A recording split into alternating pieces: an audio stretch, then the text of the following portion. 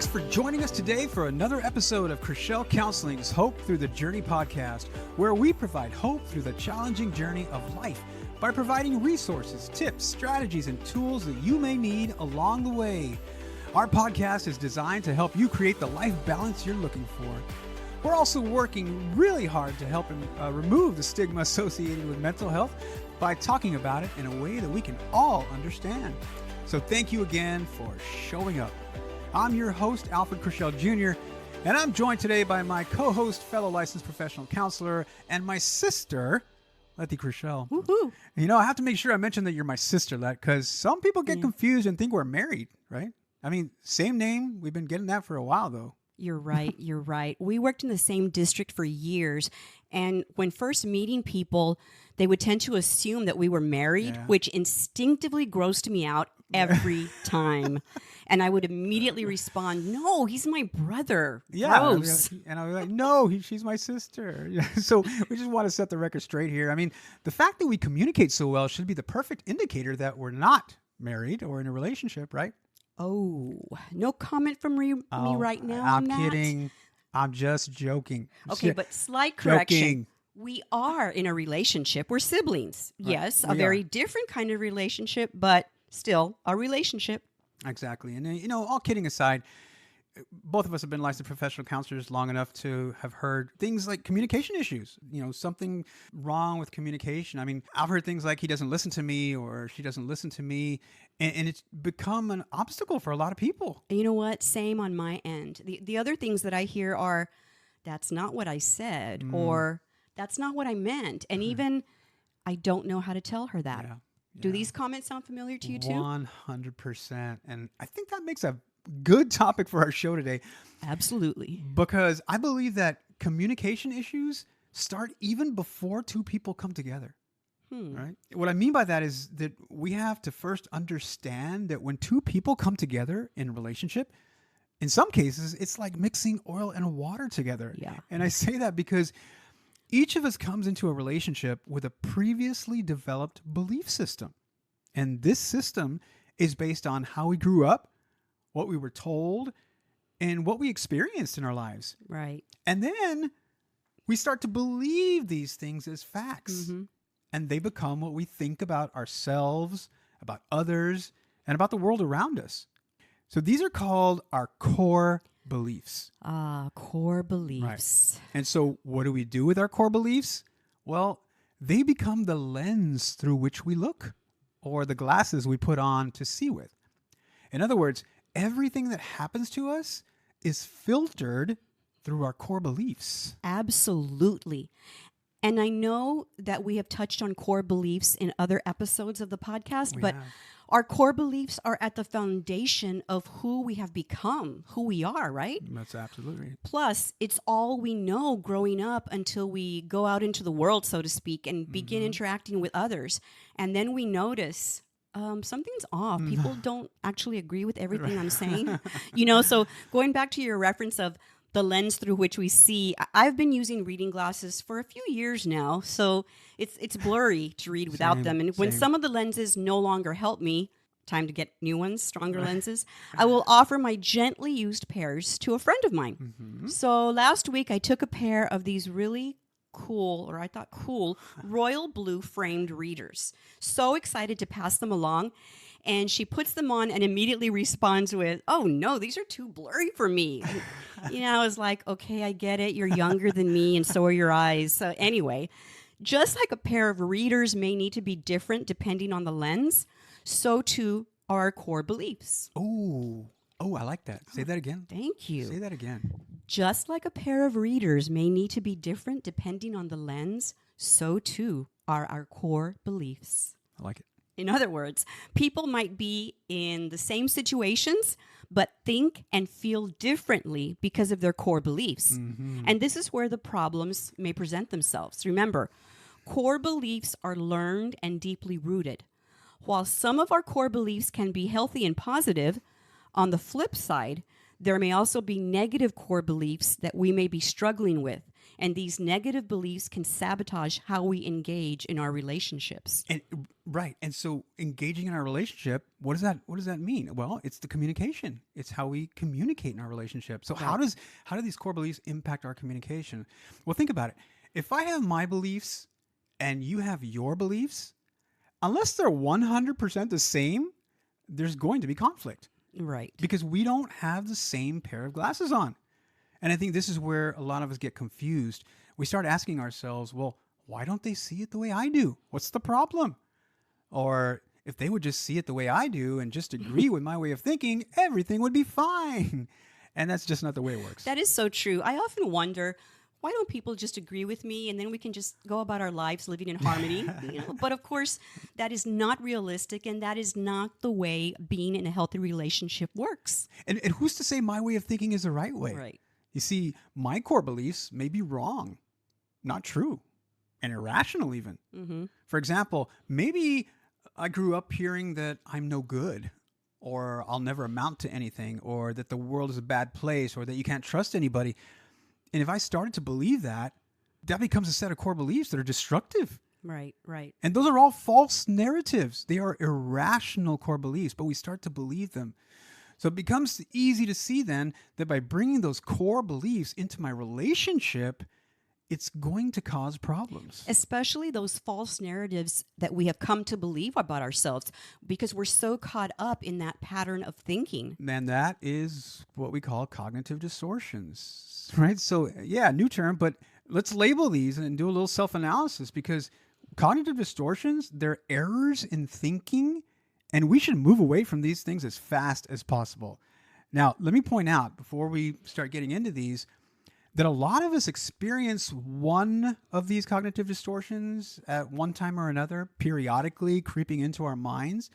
But if you notice as we go through these, that you're thinking in any one of these ways more than not, we need to talk.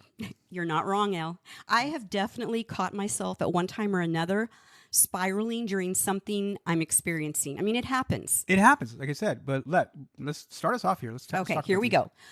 One of my favorites, perhaps because I can relate to it, jumping to conclusions. Okay, either by mind reading or fortune telling. And let me explain that. With mind reading, we think we know how someone is going to react in a situation, or we think we know what they're thinking. Yeah. We become fortune tellers when we think we can predict what is going to happen in a situation before it happens, just because maybe it happened before. Right. And it's usually something negative. We're judging and deciding outcomes.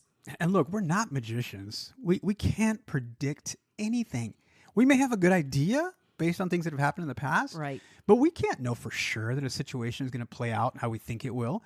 And all that does is it keeps us stuck and prevents us from moving forward and growing. Another distortion that we may struggle with is overgeneralizations, assuming the worst. Thinking that a negative experience we may have had one time is the indicator for all future experiences. Now, it's normal from time to time to find yourself overgeneralizing about a situation. For example, you play the lottery and you don't win, and then you go around saying, I never win anything. Mm-hmm. However, when these thoughts begin to negatively impact you, then there is a problem. Yeah, and let's not forget that these are false errors in the way that we think. So if I'm thinking in this way, how is it impacting my decision making and my communication? I think that's something to think about. Yep. What else you got, Let? Okay.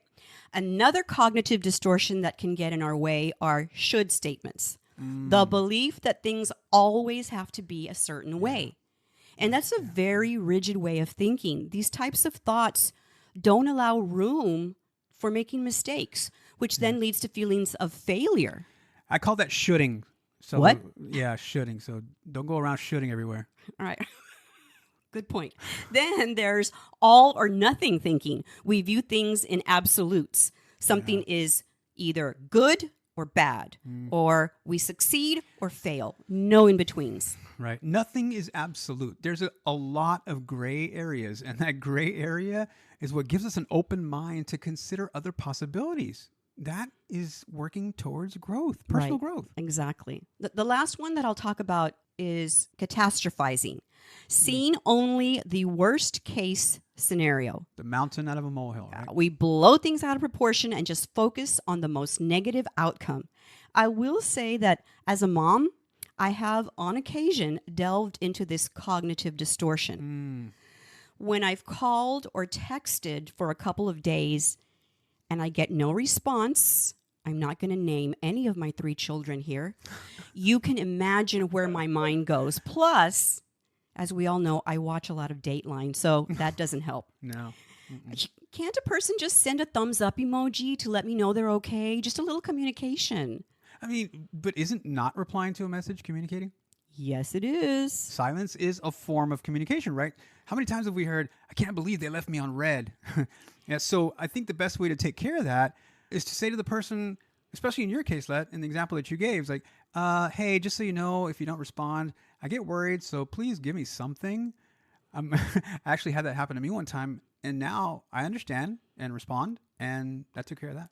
Well, you know, what I tend to do is, if you don't respond to this last text, I am going to send someone out there to do a wellness check. Well, that too. And then I get a phone call. That too. There you go. There you go.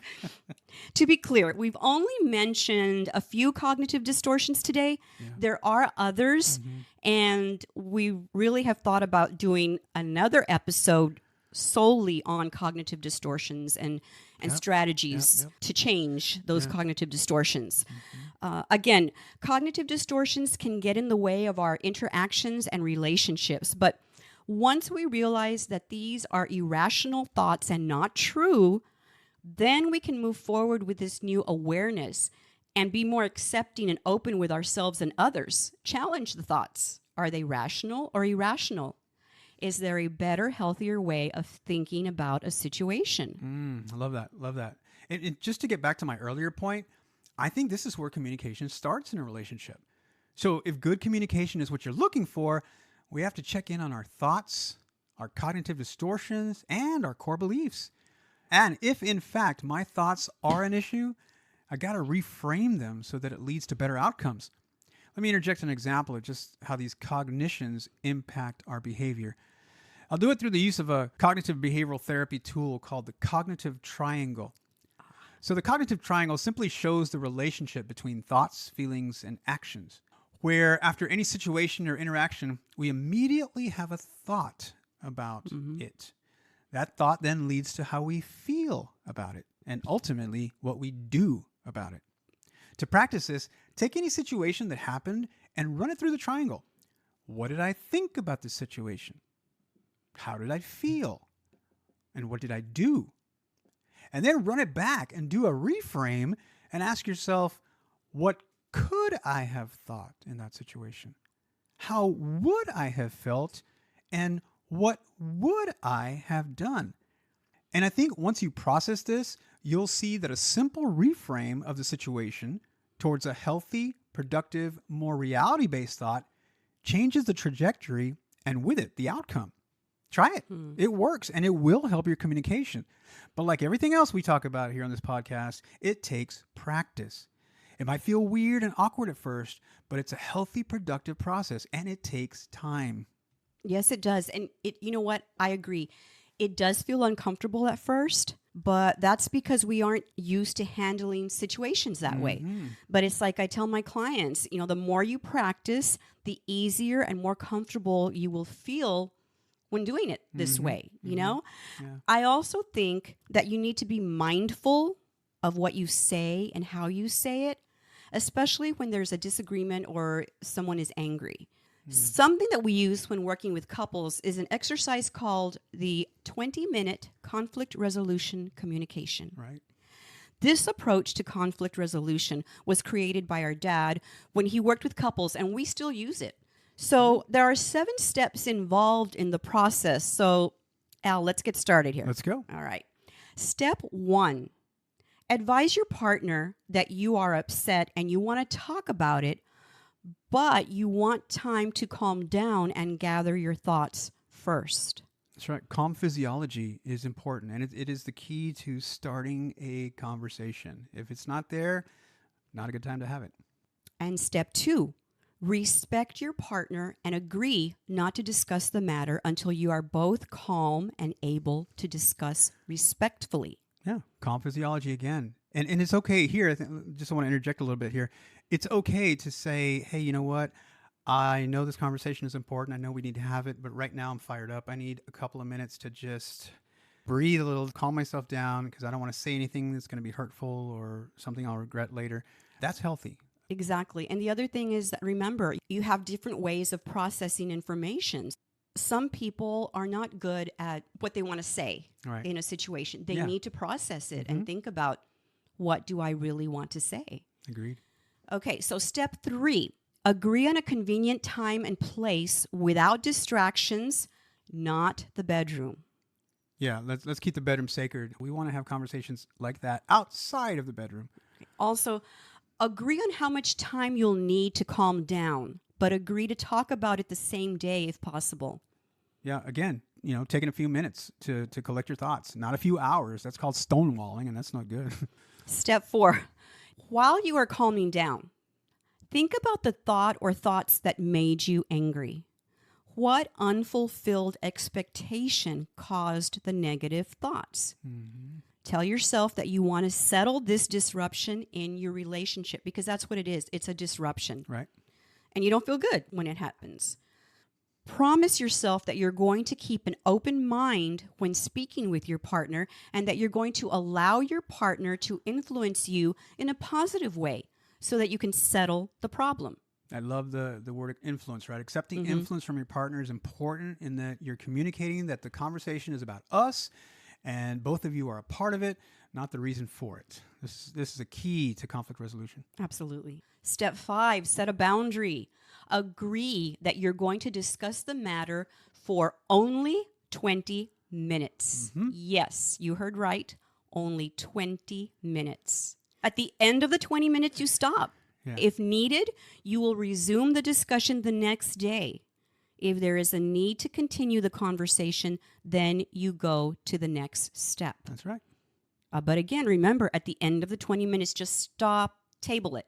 Yeah. Interesting note, you think about 20 minutes. When you tell people, 20-minute conversation, and you stop after 20 minutes. Like some people say 20 minutes, that's forever. And others will say 20 minutes, that's nothing. So put a timer on it and see how long it is. You'll be surprised. Exactly. Step number 6, agree to talk about the problem again 24 hours later for another 20 minutes if you don't solve the problem by agreement and compromise.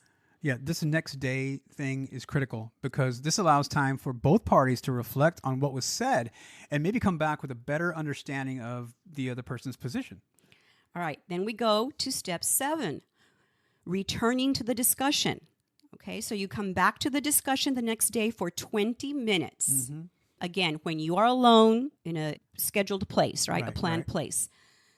The second discussion is usually all that is needed if you are sincere in your willingness to resolve the conflict through compromise. Yeah. And if after trying these 20-minute conversations, you're still stuck or you're not able to resolve the conflict, at that point, it may be appropriate to seek professional help, right? Right.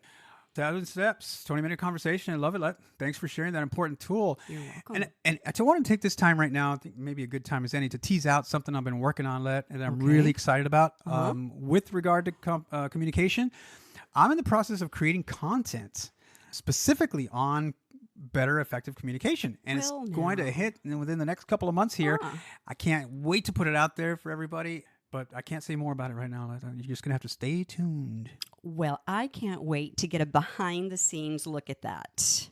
Now, while we patiently wait for you to roll that out, let's do a little recap on today's episode. Let's do it. All right. So the bottom line is, in order to create and maintain healthy relationships, we need to look inward. First, identify our core beliefs, and then ask ourselves if cognitive distortions might be affecting the way we interact and communicate with others.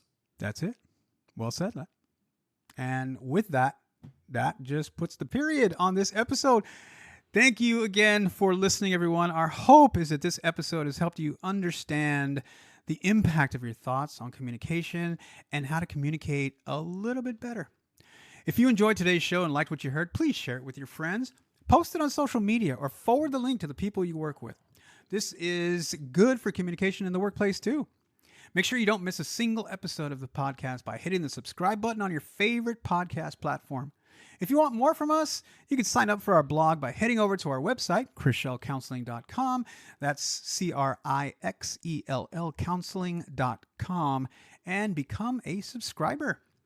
I'm on the IG, Insta, so follow me on my Instagram account, ChrixellJr.Alfred. Where can our listeners follow you on social media?